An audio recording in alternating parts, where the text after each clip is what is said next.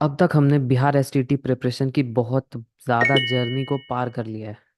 बहुत सारे टॉपिक्स हमने कवर किए हैं।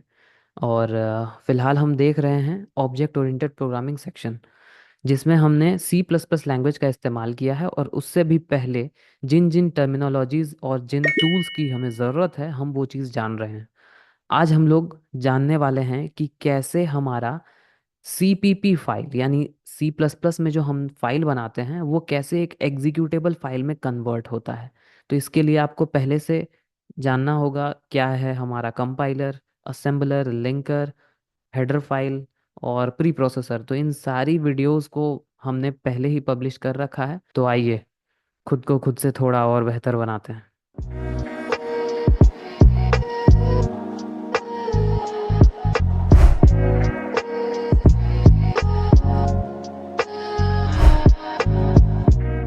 तो सीपीपी फाइल से डॉट ईएक्सी फाइल की जर्नी काफ़ी लंबी है। और इस बीच कहीं आपको 3 फाइल्स मिल जाएंगी, कहीं आपको 4 फाइल्स मिल जाएंगी। तो टोटल जो जर्नी है वो 5 फाइल्स की है, टोटल जर्नी। और क्या क्या है वो, उसे हम आज देखेंगे।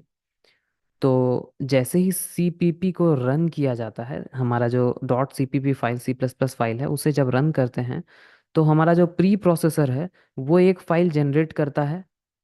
प्री प्रोसेसर हैश वाले जितने भी फाइल्स होते हैं, और उसका एक्सटेंशन होता है डॉट आई। और ये डॉट आई मर्ज करता है कंपाइलर, यानी कि कंपाइलर जो है वो इस डॉट आई को मर्ज करेगा अपने बाकी के नीचे वाले कोड्स के साथ। वो कोड्स जिसका उसे सिंटेक्स चेक करना है, सिंटेक्स चेक करने के बाद वो उसे मर्ज करता है अपने प्री प्रोसेसर वाले सभी कोड्स के साथ, और फिर एक नया फाइल बनाता है जिसे हम कहते हैं डॉट एस फाइल। ये फाइल होती है असेंबली लैंग्वेज वाली। मतलब यहाँ जो कोड्स लिखे होंगे वो कैरेक्टर्स, स्पेशल कैरेक्टर, वो जो अलग तरह के कैरेक्टर्स होते हैं, असेंबली लैंग्वेज में यहाँ पर लिखे होते हैं। ठीक है। अब इस असेंबली लैंग्वेज को कन्वर्ट करेगा असेंबलर, और वो बनाएगा हमारा डॉट ओ फाइल, यानी कि ओबीजे, ऑब्जेक्ट फाइल। ये हो गया हमारा असेंबली लैंग्वेज जो मशीन कोड में इसे कन्वर्ट कर देता है। ये 010101 ये है हमारा ऑब्जेक्ट फाइल। अब यही ऑब्जेक्ट फाइल एक लिंकर नाम का टूल होता है, जो लिंकर इस object file co dot EXE में कन्वर्ट कर देता है।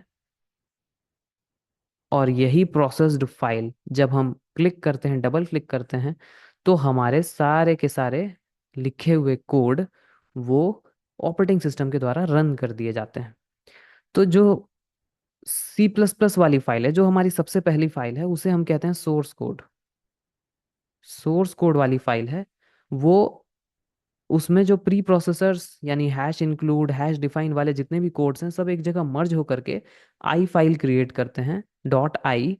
और वो डॉट आई जो है, उसमें हैश इंक्लूड वाले प्री प्रोसेसर फाइल प्लस जितने भी सिंटेक्स चेक किए हुए हमारे कोड होते हैं, वो दोनों के दोनों मर्ज्ड हो जाते हैं। और फिर कंपाइलर उन मर्ज्ड फाइल को कन्वर्ट कर देता है हमारे डॉट एस फाइल में। और ये जो हमारा डॉट एस फाइल है वो असेंबली लैंग्वेज वाला होता है, और उसे असेंबलर असेंबलर कन्वर्ट कर देता है डॉट ऑब्जेक्ट फाइल में, यानी कि डॉट ओ फाइल में।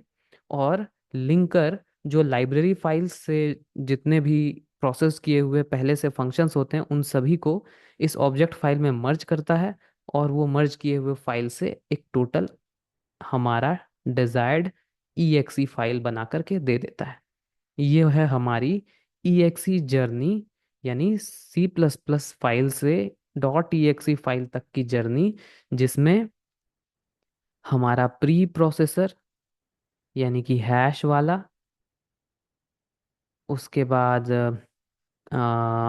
हेडर फाइल्स, सॉरी, कंपाइलर, और उसके बाद असेंबलर, उसके बाद फिर आ जाता है हमारा लिंकर, और उसके बाद लास्ट में आता है हेडर फाइल। इन सारे के सारे टूल्स की मदद से हमारे पूरे के पूरे एग्जीक्यूटेबल फाइल कन्वर्ट होते हैं। ये है हमारे CPP से एग्जीक्यूटेबल फाइल की जर्नी। और इसी तरह से हमारा जो भी सोर्स कोड होता है वो कन्वर्ट किया जाता है .exe फाइल में, ताकि वो जो एग्जीक्यूटेबल फाइल है उसे ऑपरेटिंग सिस्टम जब भी चाहे, जब भी हम उस exe फाइल पे डबल क्लिक करें तो वो ऑपरेटिंग सिस्टम के द्वारा रन कर दिया जाए। ठीक है। तो ये जर्नी बहुत इंपॉर्टेंट है, क्योंकि जब कभी भी आप प्रोग्राम लिखते हैं, कोड करते हैं, तो आपको उसके फ्लो का पता होना चाहिए, कैसे आपकी फाइल्स सिस्टम के अंदर रन करके एग्जीक्यूटेबल फाइल बना रही है। तो आज के लिए इतना ही रहने देते हैं, मिलते हैं फिर अगले वीडियो में अगली टॉपिक के साथ। खुद को खुद से बेहतर बनाते रहिए। धन्यवाद।